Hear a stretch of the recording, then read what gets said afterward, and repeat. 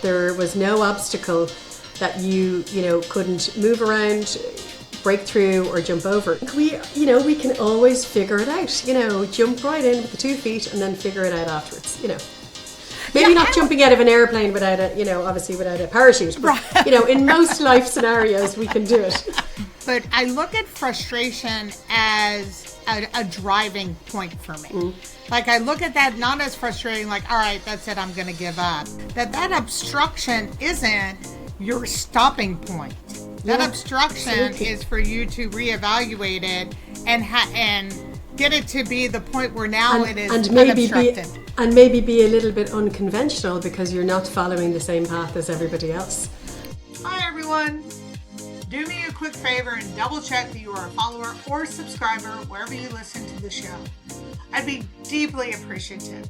It's the best way to ensure you never miss one of these conversations. Plus, it's the simplest and easiest way to help us keep all the moving parts of our show going. You all are on this journey with us, and I want to personally thank you. Welcome to another episode of the Unconversations podcast. I'm your host, Dr. Alison, and today I am thrilled to welcome to the show Bevin Mahon. She is the CEO of Dentaltech Group. Bevin, I am so excited to have you on the show today. Thank you so much, Alison. I'm so excited to be here. It's a real pleasure. Thank you so much. And what's exciting about this show today is you are located in Ireland. Yeah. Beautiful island, our green isle of Ireland, where everybody loves to come on holidays, and I get to live here all the time.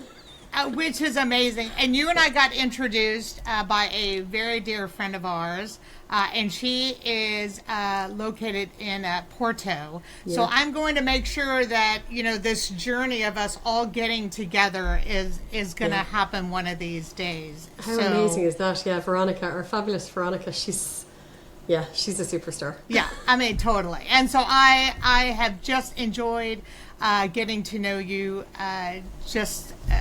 throughout this process. Sure. I know, it's just really been amazing. We definitely have connected. Yeah. Yeah, for sure. But welcome to the show again, Ben. I just am so grateful to have you here.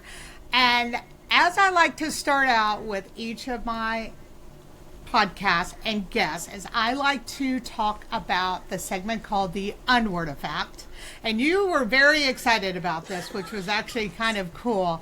And even more exciting is I like to hear how different unwords are translated internationally.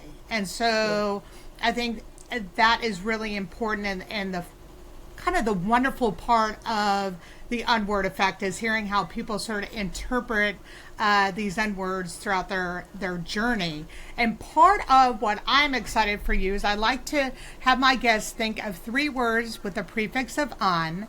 And this is a great way for us to learn more about our guests, about their personal growth, their professional growth, and even their leadership evolution, which after you and I got to spend some time together is really quite unconventional and also very unique. So first, I would like for us to talk about your process that you went through in identifying your unwords, and then we'll go through those individually. How does that sound? Amazing. Yeah, absolutely. I suppose what I love about the podcast and what I love about our chats was that I had never really thought of the unwords, I suppose, that are associated with us personally or in business.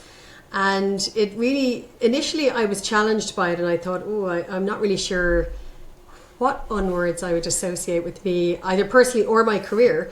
And then I realized, I'm so competitive, that I didn't just pick 3, I picked 4, so. And they seem to come quite easily to us throughout our chats, but maybe that's because our conversation flowed so well. But I'm happy to dive right in and share if you like. I can. Yeah. So let's start out, which is, I think, your segue is perfect, because I think you are a very untraditional person in the best way possible. But let's talk about what this word actually meant to you personally, and how this sort of relates to your business. Yeah. So I do love that word untraditional, because actually it has followed me throughout my personal life and my career. So I had originally gone to college to do social science and, to become a social worker. And that is not what I did when I left college. And I actually went to the US to work, and I very much wanted to be a waitress, even though I had a visa to work in real jobs. But I'm very untraditional in that sense. That's already unique in itself, because most people go into that line of work, either one, they're extremely passionate about it, or it's a stepping stone to get to the next stage of their career. I thought if you go to the US to work, surely you go to be in the service industry, waitress or barmaid, or, and I had done that, I suppose. My first job was when I was 15, and I suppose that is a little bit untraditional in that sense, is that I had a job outside of the home. I was working the whole way through, always participated, but really untraditional in that sense, that I didn't want a real office job. I wanted to work in waitressing, and then when I came back from the States, my first job in Ireland, my mom, I'm going to share my age probably a little bit in this, but it was back in the day when you'd have the newspaper and the classified ads. Yes. And I was trying to find a job, and my mom, I was looking through kind of accounts roles and things like that, and finance, because I had worked part-time for my mum and dad for quite a bit in the back end, doing some paperwork and accounts. And when I talk, thinking about untraditional, I mean, this is just totally winging it. I said to Mum, there's loads of jobs for credit control, and I don't really know what that is. And she said, I think your cousin works as a credit controller. Sure, why don't you call her and ask her what it is? So I rang my cousin, asked her, what does a credit controller do? And she said, they ring people and ask them for money.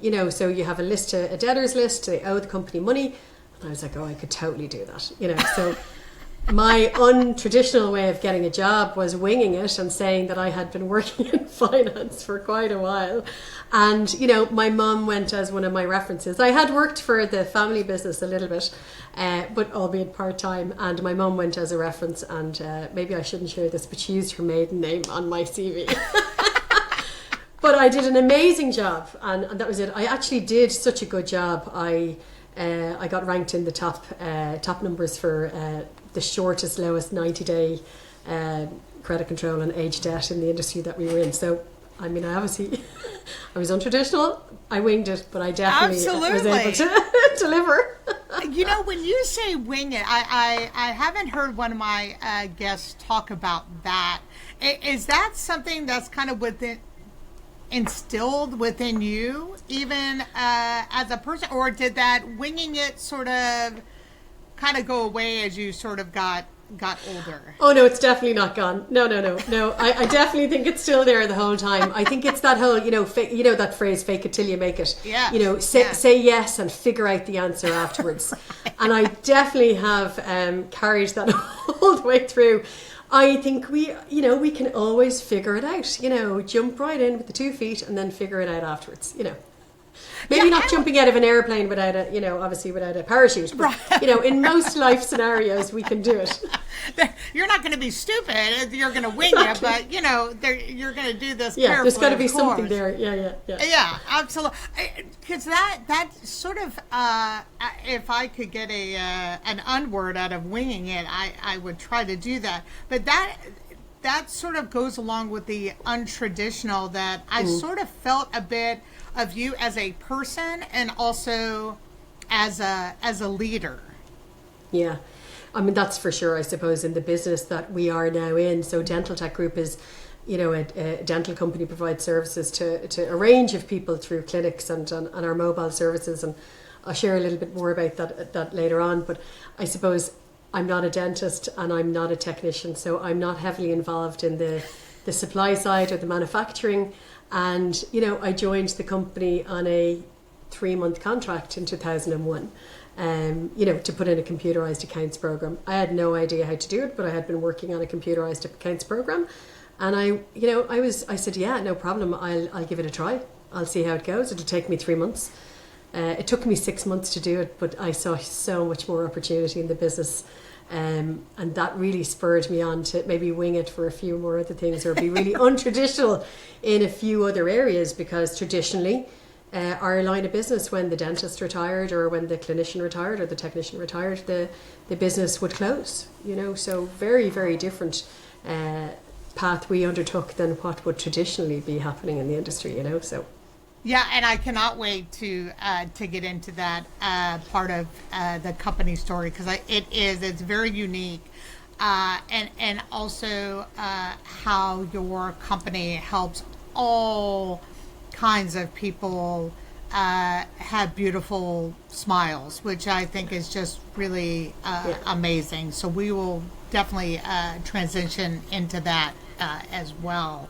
So then we have unobstructed, and I loved this word for you, and especially now that we've kind of gone through the untraditional. Unobstructed, I also think kind of, if I could just put a little line in between winging it and untraditional and unobstructed. They link, don't they? Yeah. They really do link together really well. But I definitely would love to hear your perspective on that. Oh, yeah. I mean, I think the unobstructed was, really, most definitely linked to the winging it and the untraditional, because I always found that there was no obstacle that you couldn't move around, break through, or jump over. When an obstacle is put in front of you, I don't feel obstructed. I feel really unobstructed. I feel like there's maybe a slightly different challenge.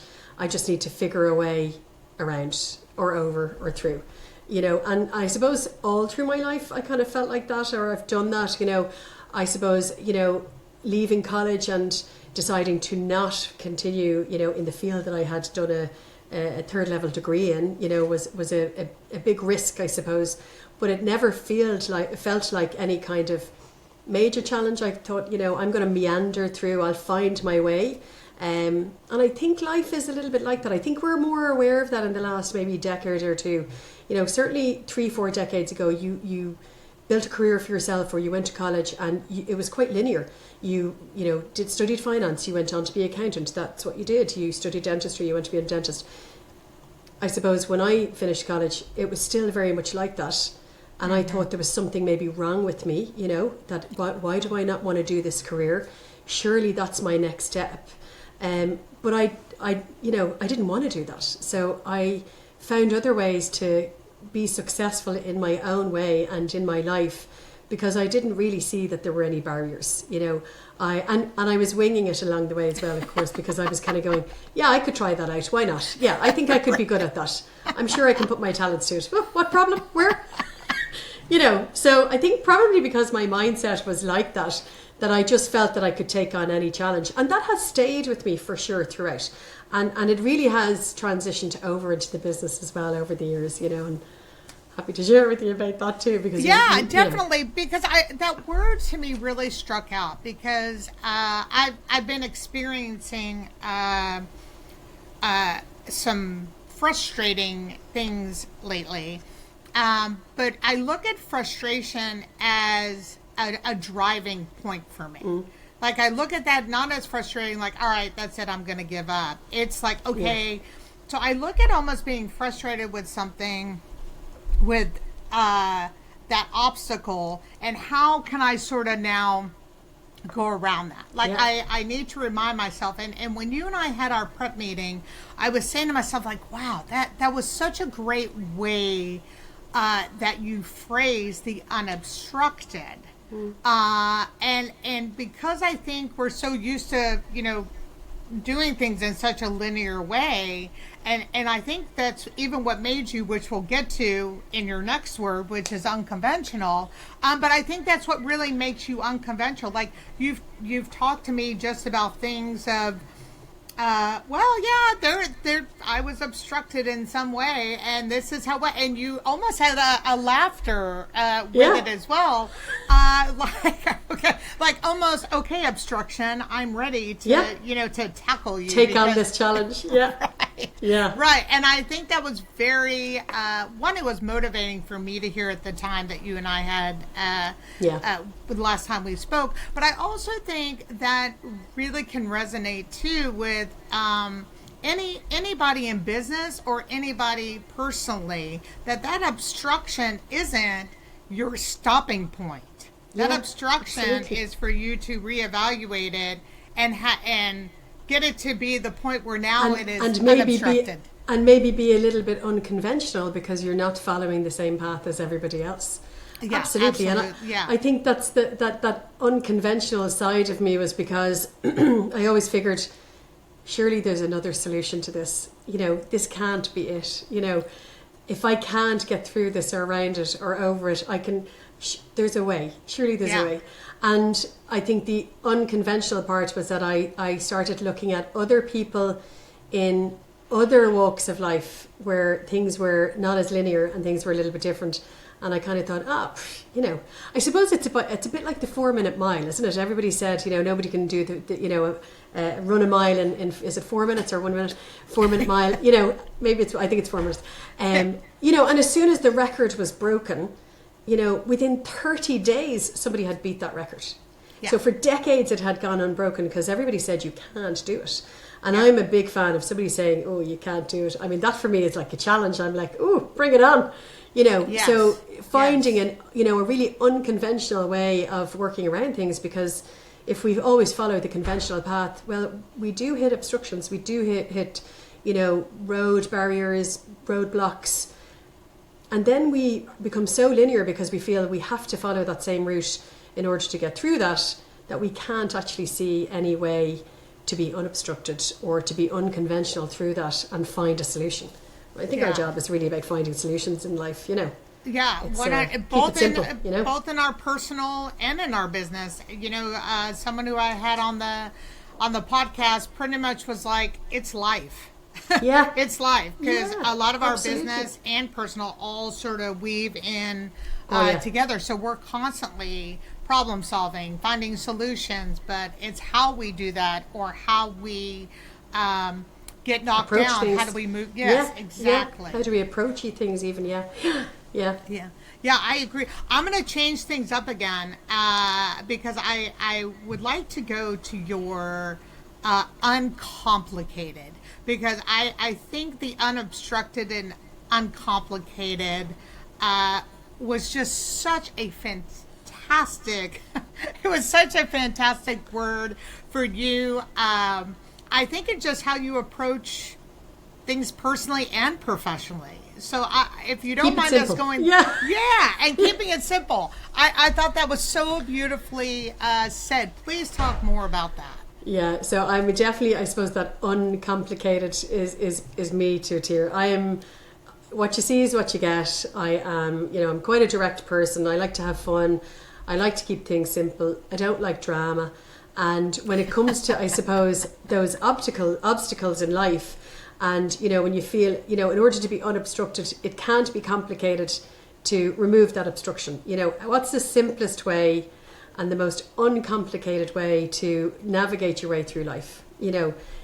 Life can be easy, or it can be easier, and we can make it easier by how we approach things. And I like to approach things in a really uncomplicated way. Just keep it simple. And sometimes, I'll come across things, for example, that might be, like complicated, or somebody will have a phrase for something, and I have no clue what they're talking about.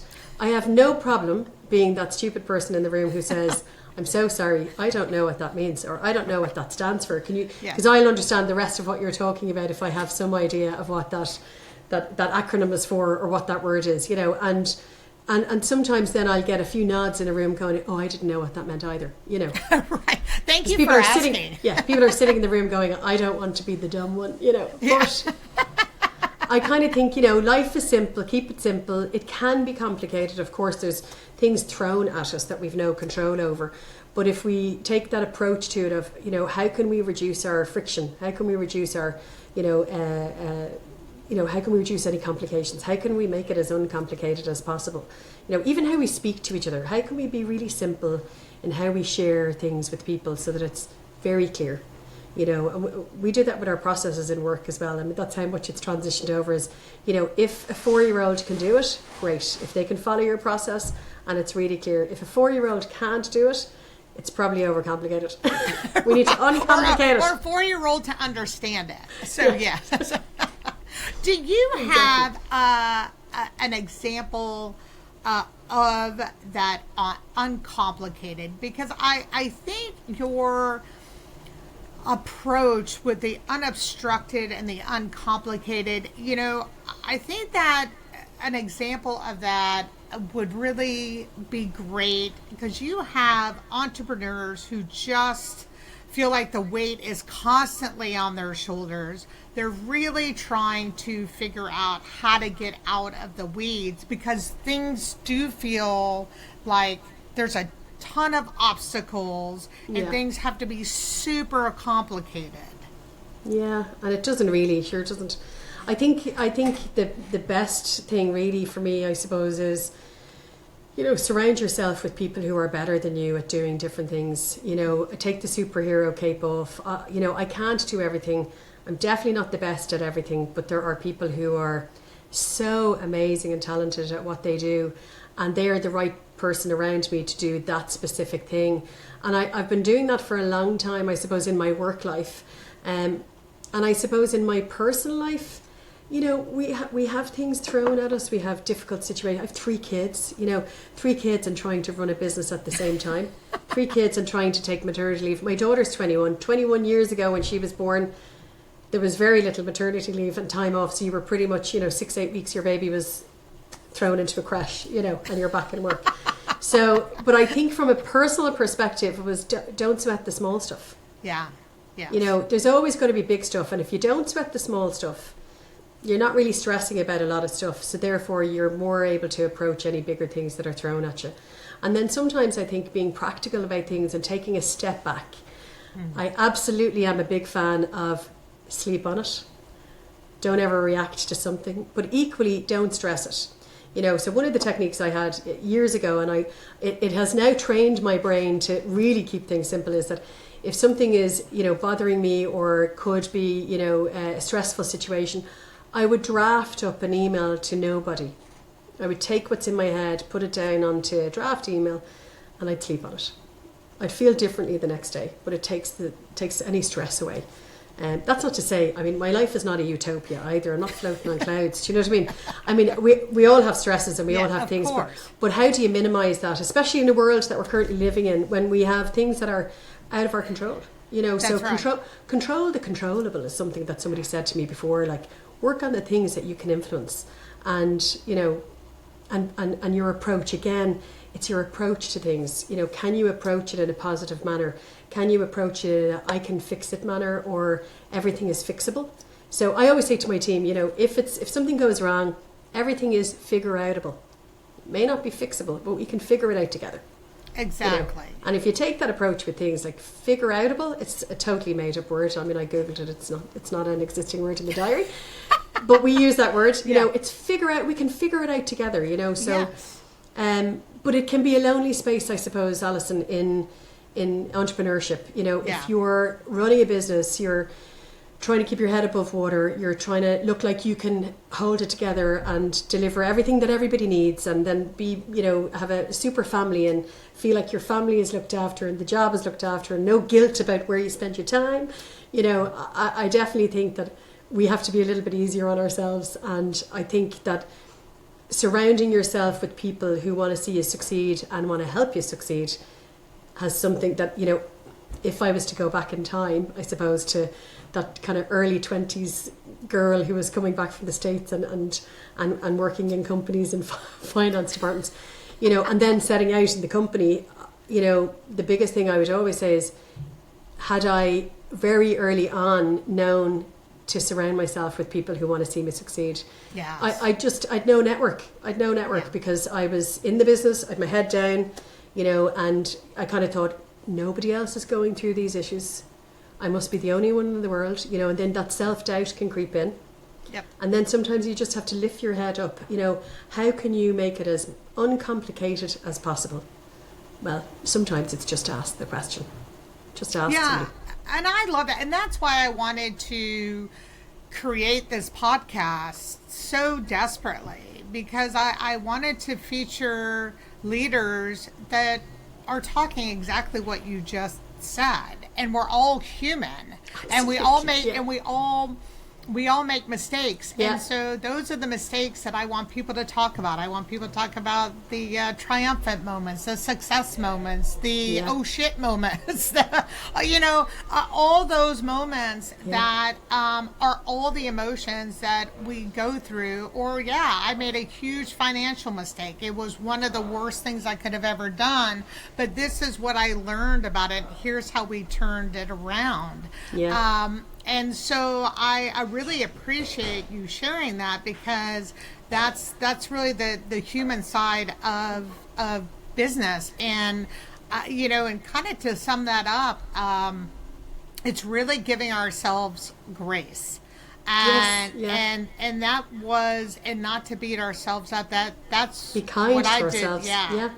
I did that for a very long time, and that did not serve me very well. And then I learned other ways to go, no, let's learn from those mistakes. It's okay. You're not going to be perfect at everything. And you're doing the best you humanly possibly can. So I appreciate you sharing that. So thank you. So I wanted to save one of the best words for last, because I think it also transitions very well on how you became the CEO of Dentaltech Group, with someone who, this is a family business. So one, I want to definitely talk about what makes you so beautifully unconventional, and how you also... this, after you talk about that, let's definitely talk about what Dentaltech Group is all about.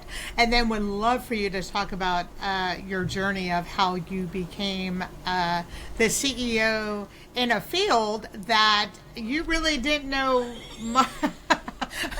much about. Right.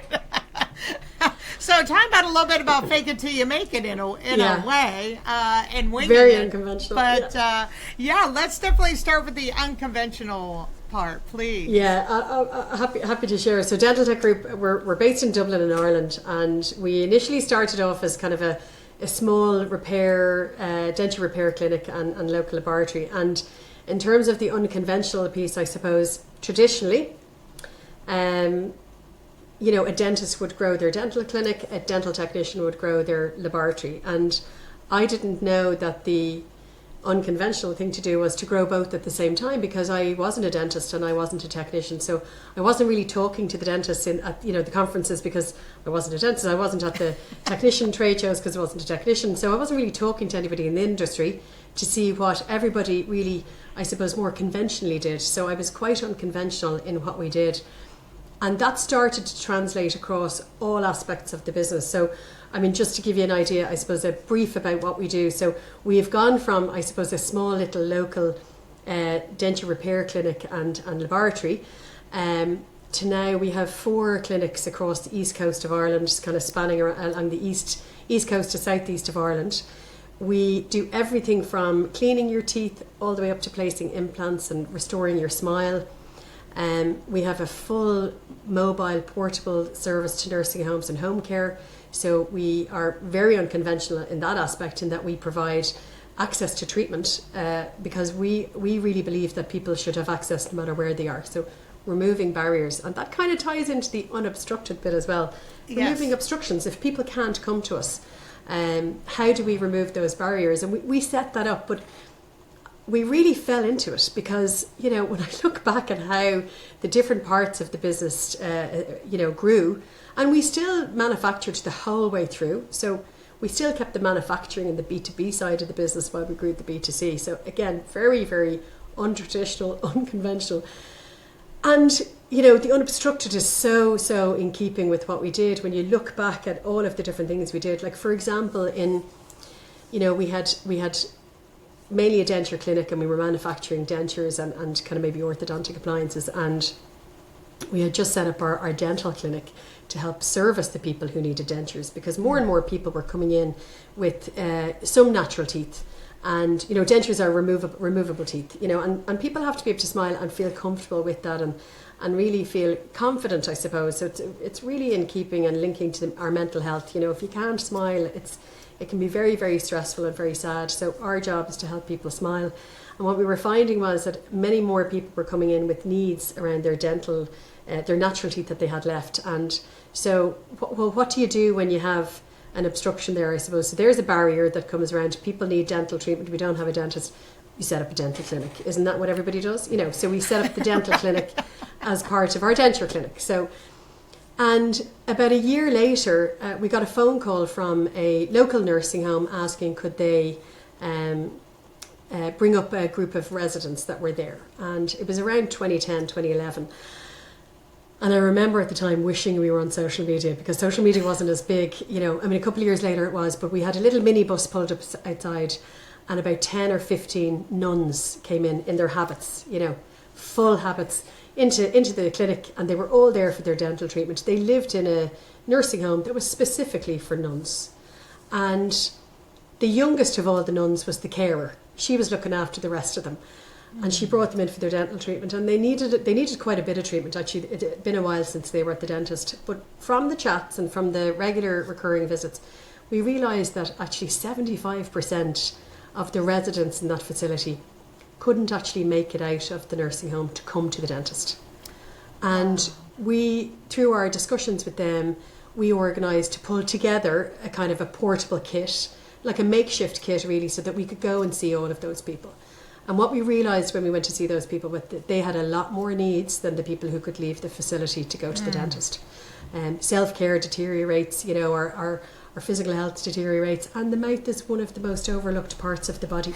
Absolutely. We fuel the body, we heal the body predominantly through the mouth.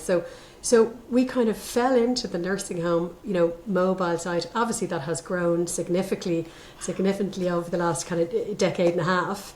We're the largest provider now to nursing homes and home care for looking after people's oral health care when they can't actually leave their home or they can't leave their nursing home.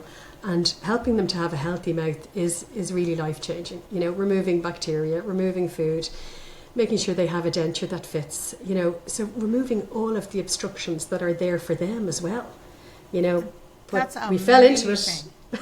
Yeah, that's amazing. Let me back you up just a little bit. Yeah. So you, as you mentioned previously in the podcast, you were helping your parents. Working somewhere else, and they asked me to come in and for you were a helping bit, with your parents.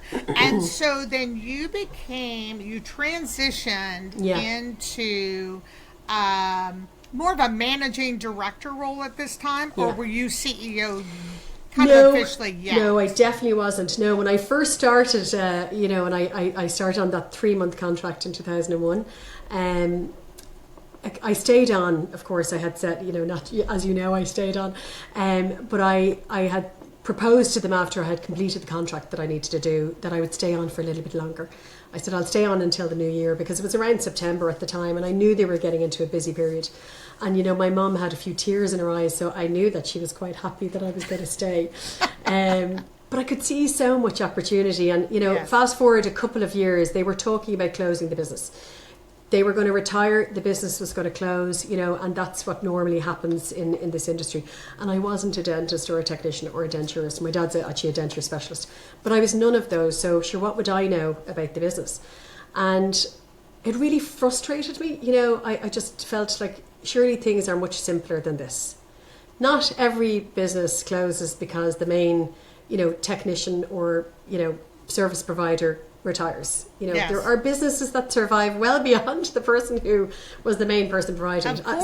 So I'm kind of going, surely this is much more simpler than, as that uncomplicated. It can't be this complicated. Yeah. So I one evening, I always like to say, I wish it was a lovely strategy board meeting around a lovely table, but it wasn't.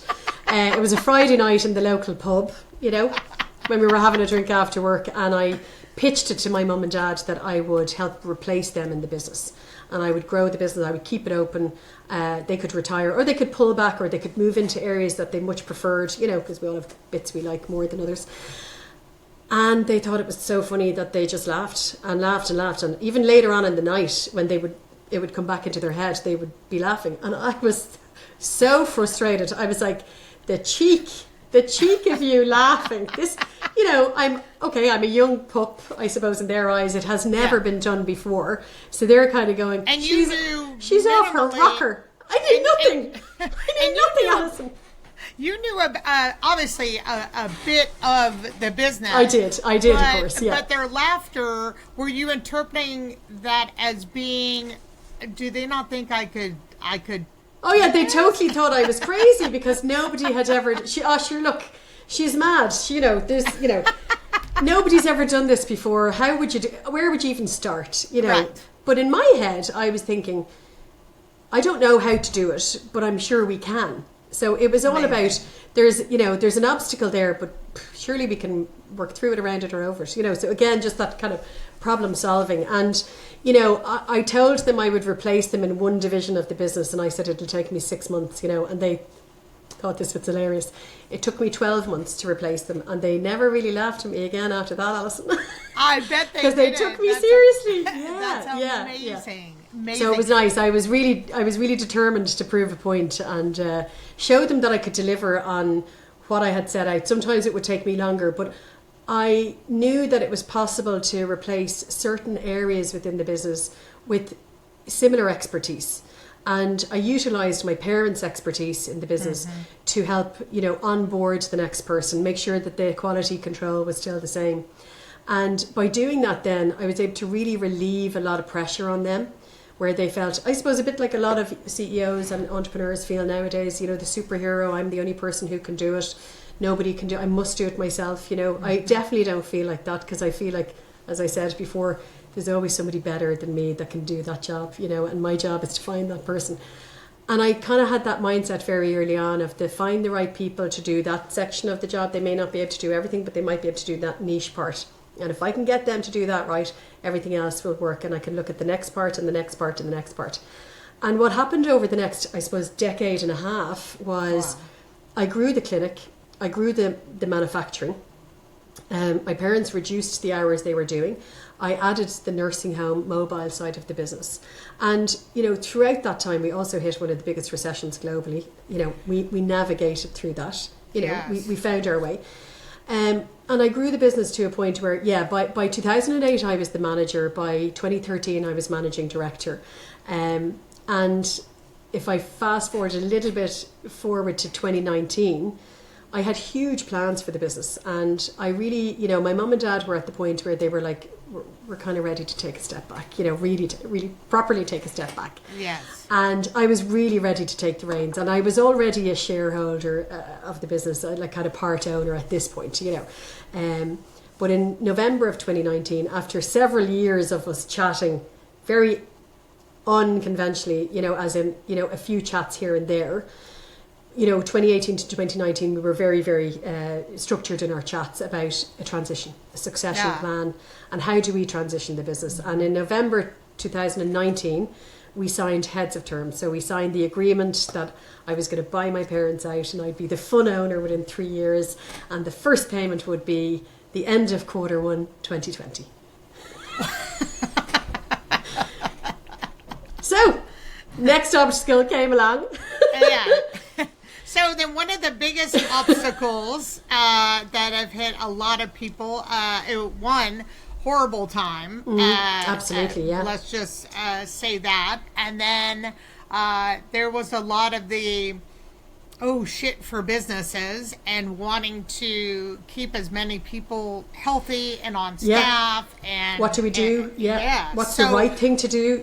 All of those. So what was that like for your company and now your full transition as the full owner now of this company? Yeah, I mean it's a nice piece to kind of sandwich in there, and I kind of, when I think back on the time, I was like a yo-yo. One minute I was like everything will be fine, the next minute I was like, oh no, what are we going to do? So I mean, I suppose in summary of it, in February of 2020, I had written up a business plan of what I was going to do. Part of it was the taking over the shares, the buyout, and how I was going to grow the business and what I would like to do with it. And there were some barriers to that in their own right, and then fast forward a couple of weeks later when, we're kind of going, this is never going, in Ireland, I mean, we were definitely having the conversations going, this is so far away, it's never going to come to Ireland, and 3 weeks later, the country was shut down. And I remember I remember ringing my mum, because my mum and dad weren't working at the time. They were in Wexford at their holiday home. And my mum said, we should be cocooning. And I said, yes, mum, you should. There's no need for you guys to come near work. You're not allowed to come near work. You know, you need to stay where you are. And she said, how are you doing? I said, I'm good. I'm worried about the team. You know, we were classed as frontline staff for emergency dental if people needed treatment. And I said, I'm worried about the team. I'm worried about paying the team. I'm worried that they have mortgages, they have rent. Their landlords, their banks are going to want all of this. We didn't know how long it was going to last. And for about 2 weeks, I would say probably like a headless chicken. I was really stressed. I didn't know. I was like a yo-yo. I didn't know. I was 1 minute I'd be like, it's fine. It'll be fine. This is going to be over by Easter. We're going to be so good. The next minute I was like, oh no, this is going to last for 2 or 3 years, you know. And somebody said to me, and it was a great bit of advice, because they said to me, well, there was two things that happened. One person said to me, the government will bring in supports. They are working on a plan right now. And I thought, that's great. And that's down to my network. And somebody said to me as well, they said, this will take 3 years. And I went, please don't say that to me. That was within the first month. They said, it'll take 3 years. Oh. It's going to take 1 year to develop a vaccine. It's going to take a second year to roll it out. And it's going to take another year for things to really open up and people feel comfortable again. And I thought that they were slightly crazy, if I'm honest. But it was the best bit of advice I got, because I had that at the back of my mind. I trusted that person so well that I thought there's no way they'll say that to me if that's not true, or if there's not some truth in it. And I knew that they had, access to information and they were sharing that. So I was like, okay, I'm going to take this. This is a long-term plan, something I need to put in place right now. And our government, after 2 weeks, they released the most amazing supports for all employees where companies had closed. And I did battle with my team. 1 or 2 of them were like, we're frontline staff, we should be coming into work. I was like, and one Friday, probably a week and a half in, I said to my mum, I rang her and I said, I don't think that I can take on my shoulders if something happens to one of our team in work. Of course. We're working with the mouth, we're working with the number one spreader. And she said, you do what you feel right. And I said, I feel like I should close the business now. The nursing homes were closed already, but we had our clinic open and we were seeing emergency people. And I did an emergency call with the team on the Sunday and I said, guys, I really think we need to close. We can see people for emergencies this week only, and then we'll shut up shop. And we ended up having 3 full days of emergencies. There were so many emergencies, with our existing people who needed to be finished. There was people who had no teeth, they'd lost their dentures, they needed to be able to eat during this time. We so appreciated that everybody was making banana bread and sharing their recipes online, and we were thinking, imagine somebody with pain in their tooth and they can't get it sorted. So what we did then from then on, we closed. We decided to do emergency appointments only, and we also did a couple of other things. We set up the first ever teledental emergency service for people, where they could talk directly to a dentist on their phone, show them what the problem was, and if they needed a prescription, we could do that. If they really needed to come into us, they could come into us. We offered free emergency dental to frontline staff. Anybody who was frontline, if they had pain, anything broke, whatever they needed, we would look after them to get them back to work. And we set up then also a contactless collection and delivery service for broken dentures. We were going to car parks and somebody would be standing with the button to open the boot of their car.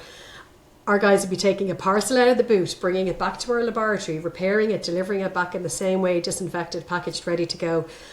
And people would pay over the phone, and they'd go to their boot and collect their denture so that they could get back to eating. Wow. So we kind of reacted fast with our team. But I think the biggest thing with us, when I look back, I think the biggest thing for us was we communicated more than we had ever communicated before. We communicated with our team. We set up Zoom. I mean, I was one of those excitable people. I've got Zoom now and I can chat to people all the time. Get Zoom, it's great, And we were doing team Zoom meetings, even just chatting to each other. What are you doing? We did 2 kilometre radius of our houses and things like that. And then we started to talk about, what could we do to give back? And we spent a period of time doing that. And I suppose if I add that in, that stressful period, but also looking at, thankfully I was quite lucky health-wise, as was my family. Others weren't so lucky. And our team stayed safe throughout. You know, we didn't have one case of COVID, and we were dealing with the mouth. We were so good with PPE and infection control. We trained all of our team really quickly. We had team A, team B, you know, there was never a crossover. I did have one of my team ringing me saying, I will pay you to let me be on team A if I have to spend another day at home with my partner and my kids. Wow. Amazing. I need to get out of the house, you know. So, I mean, people were going crazy at home too. We had really tight controls in Ireland, and you know. People want to help. Yeah, that's the other thing. People really wanted to help, and especially with you being in a type of medical field. I mean, you know, dentistry doesn't have a day off at times. So, I had two when we closed and I announced we were closing. I had two people kind of arguing with me, going, "We're frontline staff," and I said, "I know that. I just can't have your health on my shoulders right now. Yeah. You know, we need to take a pull back. We need to pause for a moment, and we need to decide how we're going to advance." And once I positioned it with them like that, they were like, "Okay, I'm not saying we're closed forever. We're just going to close right now, and we're going to decide how we progress." And we did that with full communication with all of our team. We had 3 people on the phone ringing every single nursing home, asking, "How are you doing? How's your team? Can we do anything to support you, even remotely? Do you need any help with anything?" Just checking in, because they were hit so hard, so hard. You know, and that communication piece was something that we had never done on that level before. We communicated with our customers, but never on that scale. You know, we were regularly checking in and making sure we were available for people. And of course, once we started doing some treatments and emergencies for people, we then really found our feet. And the business was supported by the government, which was great. The other massive thing that happened was, and I take you back to February 2020, I got together and I was doing my business plan for the next 3 to 5 years, because what I really wanted to do was, I wanted to grow the business. And I really thought, our team is at maximum capacity. They're so busy in the clinic, they're so busy in the manufacturing. How can I change how we do things? We were so traditional in how we manufactured, how we provided the service. You know, person would come in, and we were making dentures, you know, as well as the other treatments, but dentures was our niche. And it would take about 16, you know, hours altogether from start to finish to make somebody a denture over a 4 to 6 week period, you know, and maybe even 8 weeks if they needed extra appointments. And was that a typical time frame for that particular product to be developed from start to finish? It would be, actually, Alison. Yeah. So, you know, manufacturing, the physical manufacturing of it is a very detractive method, in that there's a lot of creating molds, creating other molds, and then adding another material to it to give you, you know, an inverted copy, and it's all about copies in loads of different materials to get something that resembles what you want to have the finished product for. And there's a lot of kind of flasking, packing, trimming, filing, different materials, pumping them in, you know, setting materials in the clinic as well as the laboratory. And because we had frontline seats to both aspects of that treatment for patients, my big thing was, how do we remove the friction for the patient? How do we make it less complicated or uncomplicated? You know, it's so complicated. There's so many stages. And, you know, everybody would say, look, let's be honest, dentures are not the sexy side of dentistry. You know, the nursing home side is not the sexy side of dentistry, but it is so needed. And we're living longer. We've got much more complicated health issues. You know, as we grow older, dentures aren't going anywhere. So how do we provide the same quality, the same service to people with less appointments, less waste? Because sustainability was really at the back of my head. And also, how do we do it, you know, really efficiently, build capacity, and where we don't have to use as much skill set, you know, so we can train people in our new work. And I suppose, like anything in my life, people said to me, you can't do that. And this is incredible, because your company came up with how to create 3D type dentures, correct? We designed a workflow, which is amazing. And people are probably thinking, oh my gosh, this has to be very expensive on the patient side as well. No, and this was amazing. Please share that, because this was what I felt that you were untraditional unobstructed, unconventional, and how you turn this into uncomplicated. Like this right here is what I was extremely so excited for you to dive into, because if there's a company out there saying we can't do something, this is the moment is yes you can. Absolutely. Yes, absolutely. Yeah, absolutely. For sure. I definitely think all of those, my unwords are just so in keeping with that period of time, because I wanted to build capacity. I had heard about 3D printing dentures, but there was no workflow that showed me that you could do it 100% digital and remove all the traditional stages.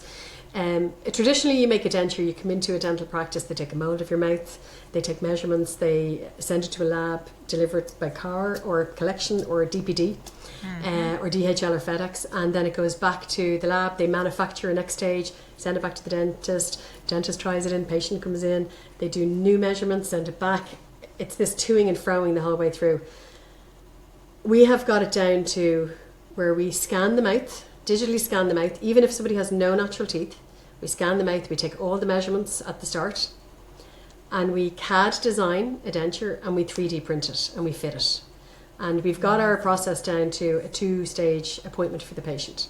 So in order to do that, there was a lot of bottlenecks throughout. I mean, it wasn't an easy process. And even some of my... Now, was this at a point, Bevin, where were your parents involved when you brought this to their attention? Or were you just kind of keeping them alone? So, such a good question, right? So they knew that I was doing this. They also knew that I had no clue how I was going to do it. Right. But they were so for it. My mom, what my mom actually said was, she said, I wish I was 20 or 30 years younger so I could do this with you. Amazing. Because they were at retirement age. But they had learned from that first time way back when they laughed at me when I said I was going to do XYZ. They knew that if I said I was going to do it, I was going to do it, even if I didn't know how. And, I suppose I'll tell you a story. One of my early on obstacles was, so if anybody knows scanning, I suppose when you're scanning anything, you need to have a reference point. And the mouth is a very dark place. It's a very wet and shiny place. And if you have teeth, if you've natural teeth, they are a reference point, and that's great. However, if you have no natural teeth left, there is very little reference point. It's all pink, shiny gum. And how does a scanner pick up that? I was convinced the scanner would. If we got a specific type of scanner, I thought, I've seen it doing other things. I think it can work for us. And everybody said, no, you can't. So I did what every good CEO, because I was CEO at this time, I did what every good CEO does. I picked up the phone, I rang my dad. And I said, Dad, I need you to come in and scan a patient, who has no natural teeth, so that I can show everybody that it can be done. He said, I don't know how to scan a patient. And I said, I know. I said, but you know what we need to pick up. You know the references we need to get. You know the muscles we need to get. Mm-hmm. If I get somebody who knows how to use the scanner equipment, and I get a patient who's willing to be one of our education patients, so they're willing to be a guinea pig, I suppose, yes. Will you come in? And he said, okay. So he came in. We had it all set up. Between the toing and froing, I'd say the patient was there about 4 hours. She was so good. She's amazing. She's one of our superstar patients still to this day. She came in and she was so good. So we tested scanning her mouth. We couldn't pick things up. The scanner wasn't working. It was overlapping. All of the problems that you'd come across came up. But after 4 hours, my dad got the technique down to scanning her mouth in less than 3 minutes. And that's the bit we recorded and shared with everybody. We didn't tell them about the 4 hours. Obviously, I'm telling them all now. I'm telling everybody now on the podcast. But I was able to show, I was like, so when somebody said you can't do that, I was like, actually you can. Yeah. And then what happened was that triggered a little bit like the breaking the record for the running the mile. Of course. People looked and said, oh, well, if Brian can do it, that's my dad. If Brian can do it, oh, I can do it. Because my dad was the expert in that field. So if Brian can do it, I can do it. So every time I hit a barrier, I thought, what is the way for me to show people it can be done so that it's not a barrier for them? And one of the biggest phrases that I learned, it's not mine. I always think that in business, in school, when you're copying somebody else, you're called a cheat. in business, it's called market research, so Yes, you can use other people's information and help you to grow. But a really good friend said to me very early on in COVID, and it really stuck with me. I actually had it as a screensaver for a while. Meet people where they are and love them into a new space. I love that. I do too. I love that. That when you and I talked about that, and that's really how I approach my business and my clients as well. I think that is so beautifully said. What does that mean to you personally and within your business? I think one of the things is learning what other people are about, how other people learn, how they absorb information. We are all at different stages. Life is not linear, and if I describe it back to maybe stress levels during COVID, okay, so I remember having this conversation with my team. I said, some people are so stressed out, they're at this side of the line, they're so stressed out, they can't leave their house, they can't think of anything, it's just, they're so worried about everything. And the other end of the scale is people who are so chill and so relaxed, they're horizontal. And most of us are somewhere in between, and it can also change at different stages. And I think that for me, when I think of that, the stress levels of COVID and the really relaxed versus really stressed and somewhere in the middle, I think the same when I'm looking at, working with people, or even in my own family with my children. They're all at different stages of their, not just age, but in terms of their academic progress, how they interact with people. And I try and meet them where they are and help them move into a new space. And they love them into a new space, because you want to guide them, love them. You don't want to pull people, you don't want to drag them, you don't want to push them. So when it comes to kind of change management, if you drag somebody through a change process, they'll probably leave at the end of it. If you push them, pull them, it's really hard to. How do you bring somebody along? How do you find where they are? And the only way to do that, Alison, is through communication. Mm-hmm, we had chats. How do you feel about this? What do you think about this? Do you think it's a good idea? If they didn't think it was a good idea, people thought it was a good idea, which was great, but they thought it wasn't possible. Yes. I can definitely do. We had one guy who said to me, I will never be doing digital dentures. And I said, okay, I will find a role for you within our company. And we 3D print everything, but there's a post-printing process where you have to use your hands. So we put him working on that, and he was quite happy. He just couldn't get his head around a 3D printer. Now, he knows how to do it now, but at the start, but we found a role for him within the process. Meet him where he was and find a way to bring him along the journey. And I love that too. I wanted to ask you, because I find 3D printing so fascinating, because it has do not ask me any of the technical information, because my team knows that, I don't. No. Well, then there goes all 5 of my questions. No. No, but it has been such a game changer in so many fields. And I found it to be so fascinating in yours, particularly when you talk about teeth and dentistry. Yeah. How was that change from an adaptability for your clients in having them go, hey, we have this product now that could be faster, the durability is great, it's going to give you the capability that you need, and using your teeth for, chewing and all that wonderful stuff. But then also from, I'm very protective over my teeth. I cannot begin to tell you. I am an avid flosser and brusher and, mouthwash and everything. But the self-esteem that, and you and I kind of touched on this about, we focus so much on, kind of this exterior. And yes, the teeth become an exterior part when we're talking, smiling, etc. How was that convincing? You convinced your team you were crazy, and you were able to make this, and you were able to, get this out. How did this transition in the marketplace for your clients? Yes.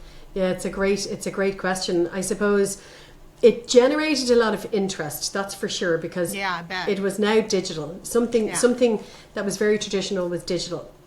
And what that also did was it helped us to open conversations with people who weren't speaking before. There's so much shame and stigma around tooth loss in the mouth. It is unbelievable. People feel like they didn't do something right, or they let themselves go, or for whatever reason that they're missing teeth. And it's, it seems okay for people to get implants, but when you talk about dentures, it's associated with, your grandparents and teeth in a glass beside the bed, and that's not what it's about, So what happened was we were going digital with the dentures, and we started sharing and our Bevin, story. real quick too, part of this reason too that was so important to you was because of the stigma, especially in Ireland. Am I correct in saying that? There's a huge that was stigma. another very huge driving point for you to want to get this to market to serve your clients. Yeah, I mean, we would hear a lot of the time people would come into us and say, I can't believe I put this off for so long, or I don't smile in photos. I mean, I don't smile in photos. Like,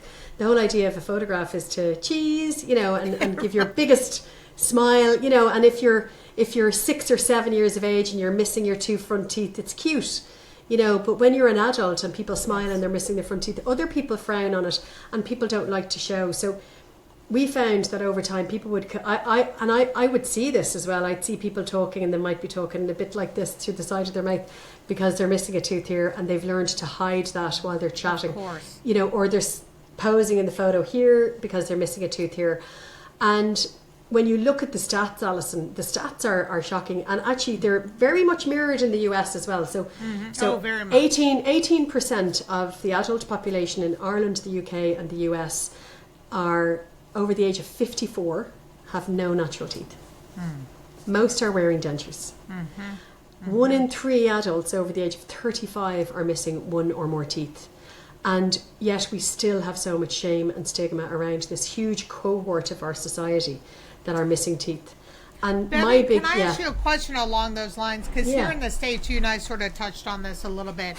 To receive any type of medical treatment or maintenance, if you will, is very expensive here in the States.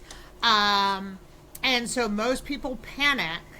Some people won't go to the dentist or the doctor unless there's a pain or something. It's very reactive, that is isn't it? driving. Reactive treatment. It's a reactive state, exactly.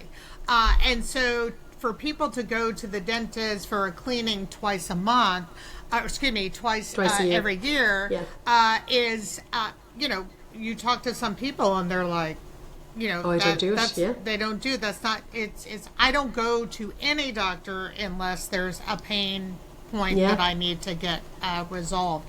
Do you, and most of that is financially driven here, more, I would say financially, and I would also agree with you from an educational standpoint, or a fear, or culture. Culturally here too, that's a big aspect. Do you find those to be the same sort of issues in Ireland as well? I definitely think, you've hit the nail on the head there. Definitely a cultural thing of the, sure, it's okay, you don't have to look after your teeth. And brushing your teeth and going to the dentist twice a year. We definitely would have a huge cohort, certainly of maybe an older generation, that would be reactive treatment. I've got pain, I'm not going near the dentist.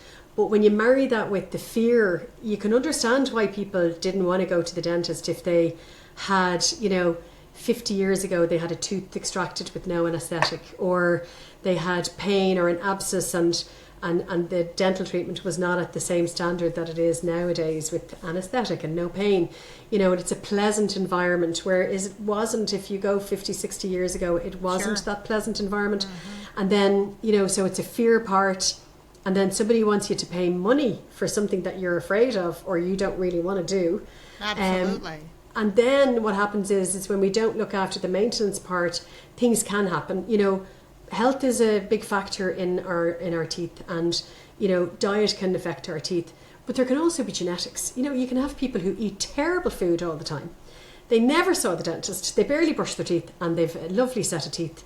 still into their 80s. You know, Yes. so there's always going to be those exceptions. So that's why I always say to course. people, it's not about what's happened in the past. It's about looking after yourself now. You know, we're talking about mental health. We're talking about menopause. We're talking about erectile dysfunction. We're not talking about our teeth and the stigma around dentures. And people deserve to have a solution that fits them. And not everybody is a candidate or has the money for implants. And dentures should fit you well. They should function so you can eat and chew, and they should look great. They should look really natural, you know, and they're the three key things that we try and deliver for all of our patients, because that is really important. They've got to look natural, but there's no point in them looking natural if they don't fit you or you can't chew food. You've got to be able to have your steak, have your apple, do all the things that you would want to do when you've got your natural teeth. And we do a lot of education. So, you know, we do a lot of social media sharing stories. A lot of our patients, we've got great testimonials where they'll share their experience. And that really does help people when they hear somebody else's story. They feel much more comfortable then.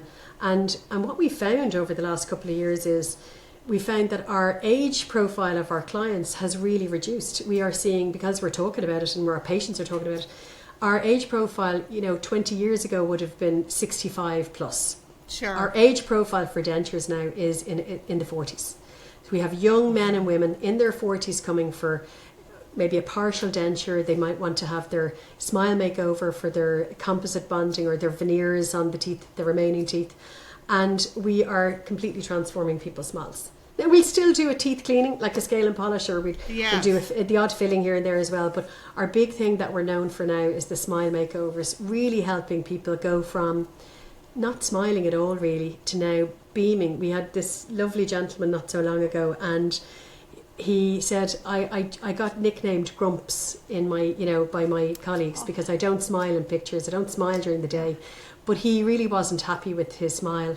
And he came to us and he did send a picture afterwards and a message to say that he's now been re-nicknamed Smiley. He said every shiny surface in the company, he checks himself out. Oh my gosh, that is beautiful. That is beautiful. Yeah. One of the things, Bevin, in talking with you, that just strikes just an amazing chord with me is, you know, there's not one moment where you talked about we're not going to serve our clients unless they have a certain amount of money. And it really, because I always feel like that is something you can always figure out. It is. I find your company, and I think if anyone takes anything from this amazing podcast, is we're so focused, and especially here on the States, about money first, and then our passion maybe second, third, or fourth, or maybe fifth. And with you and your company, you had your client pain point at heart, or maintenance possibly, as well, which is giving everyone the best smile they can possibly have. Not the best smile they can possibly afford. Yeah. But the best smile that every human being deserves to have. And I just think that is so beautiful. And I think that really speaks to your parents in starting this company.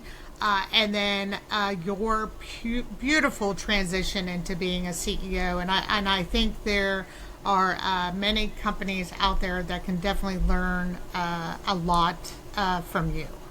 Thank you, Alison. I really appreciate that. I think over the years, I have learned from other people as well in terms of your passion and your vision.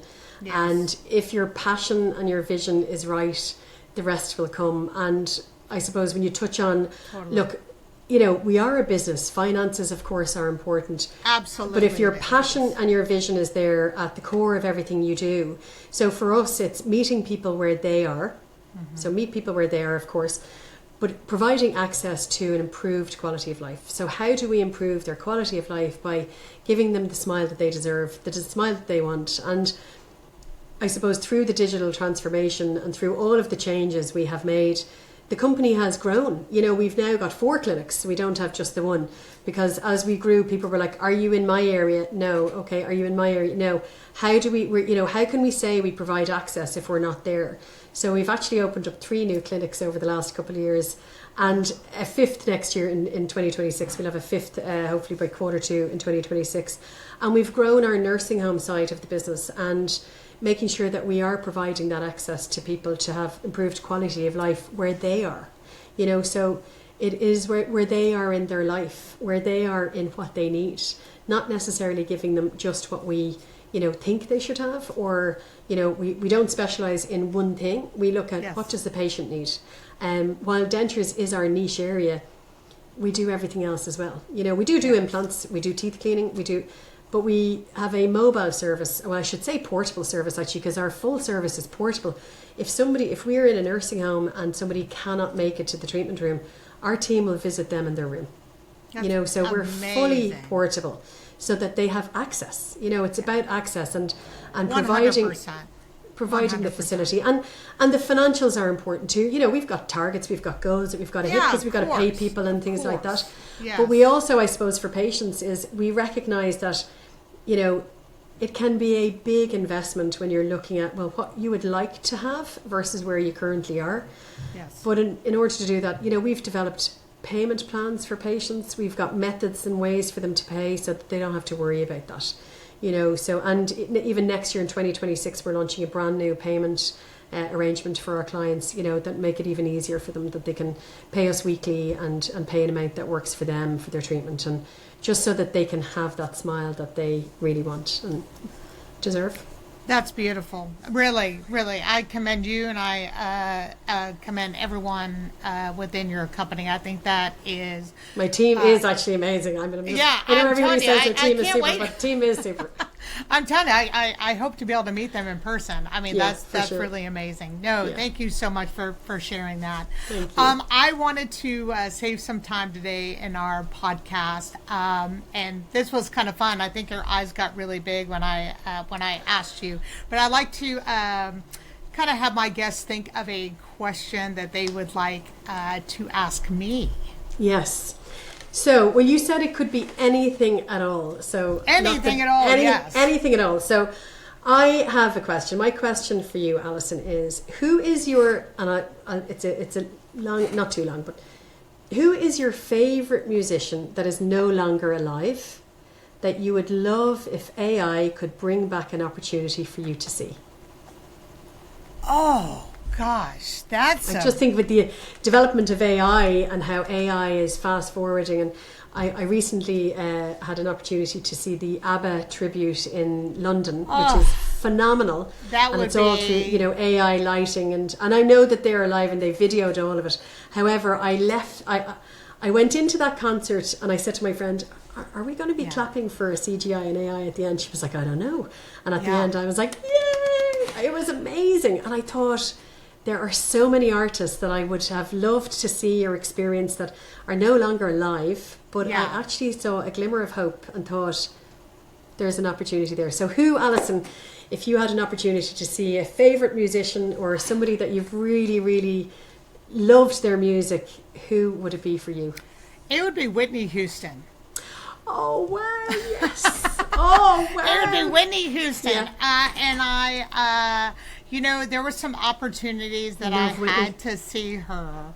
And then, unfortunately, a very tragic turn of events. And I just remember seeing her, I believe it was on a Good Morning America concert here in the States. And I just remember looking at her going, I don't think she's going to make it further past that concert, and she didn't. And that is one concert I do regret, because I have so many one, I thought she was just a very beautiful person. Oh, absolutely. And she was a genius with her voice. Genius. And her music and her range and her just passion and commitment, and started with gospel first, and I was a Jewish girl here growing up here in the States listening to her gospel music. Oh, yeah. And I know my parents are probably like, oh, la, la, la, la.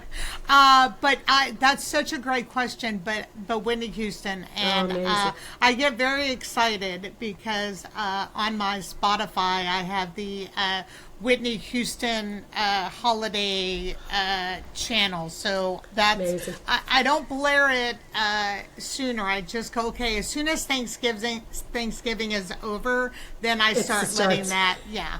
It's between her and Mariah Carey, but Mariah Carey's still around. She's still around. Well, that's a goal for you now, is to make sure you see Mariah Carey. I recently watched The Bodyguard. Would you believe that now, with Whitney Houston?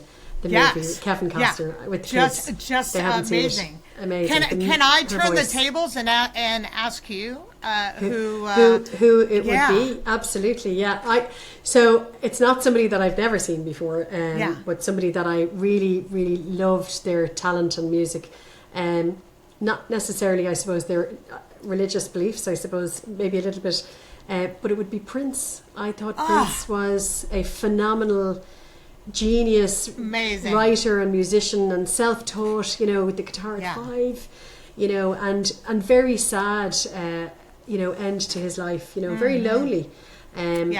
But an absolute genius. But I did have the opportunity to see him multiple times. Anytime he played in Ireland, I was there. And I also seemed to wing my way into either being right up the front on stage or getting into his after-show parties.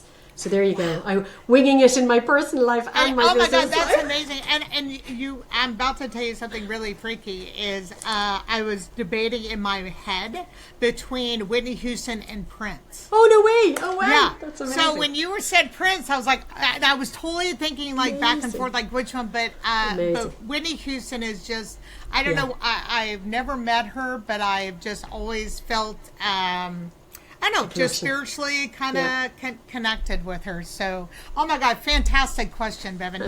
I said you can ask me anything, and that was a beautiful question. So, thank you. You're very welcome. But that wraps up today's episode of the Unconversations podcast. A huge thank you to Bevin. I just am very grateful for your time, and thank you so much for being on the show today. Oh, thank you so much for having me. I've so enjoyed it, Alison. I really appreciate it. Thank you. Thank you.